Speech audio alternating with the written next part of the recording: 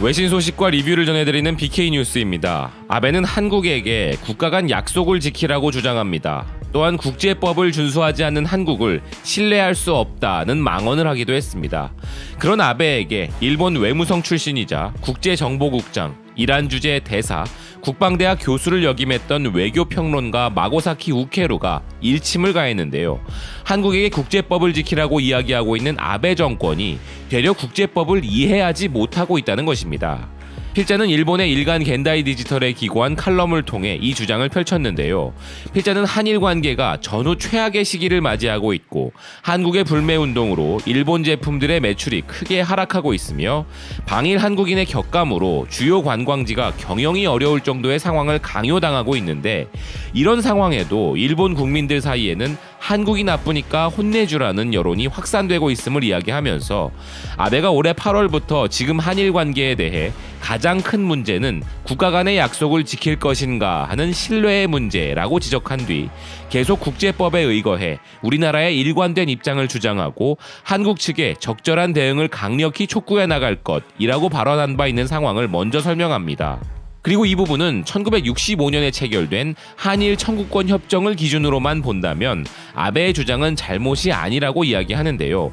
그러나 아베와 일본 정부가 언급하지 못하는 중요한 국제법이 있다고 필자는 주장을 합니다.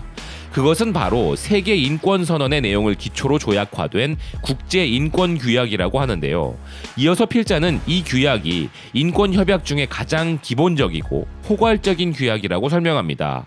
이 규약은 한일 청구권 협정이 맺어진 이듬해인 1966년에 유엔 총회에서 채택되어 1976년에 발효되었으며 일본도 1979년에 비준했는데 여기에는 매우 중요한 조항이 있음을 이야기합니다.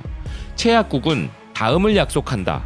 이 규약에서 인정되는 권리 또는 자유를 침해당한 자가 공적 자격으로 행동하는 자에 의해 그 침해가 이루어진 경우에도 효과적인 구제 조치를 받는 것을 확보한다. 라는 조항인데요.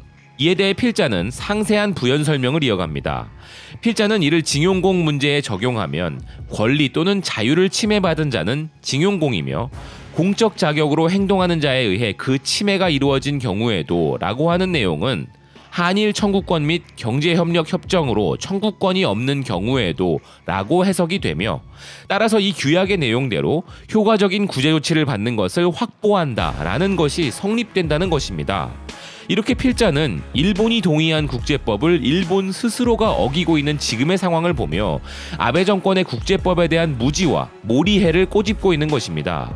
그리고 이 규약은 심지어 일본 법원에 의해서도 채택되어 히로시마 고등법원에서는 중국인 강제연행 문제에 대해 개인의 손해배상 청구권은 고유의 권리로서 국가와의 조약으로 포기시킬 수 없다라는 판결을 내렸다고 이야기합니다.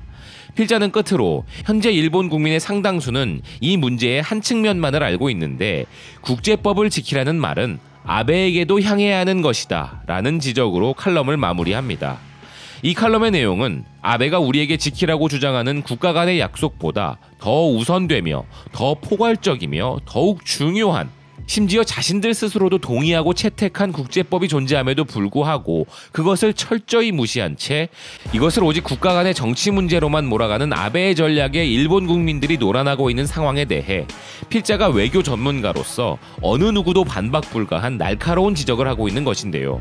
부디 많은 일본인들이 이 칼럼을 보고 아베의 정책에 대한 암묵적 동의로 보여질 수 있는 침묵을 깨고 아베의 주장으로부터 뛰쳐나올 수 있는 용기를 가질 수 있길 바란다는 의견입니다.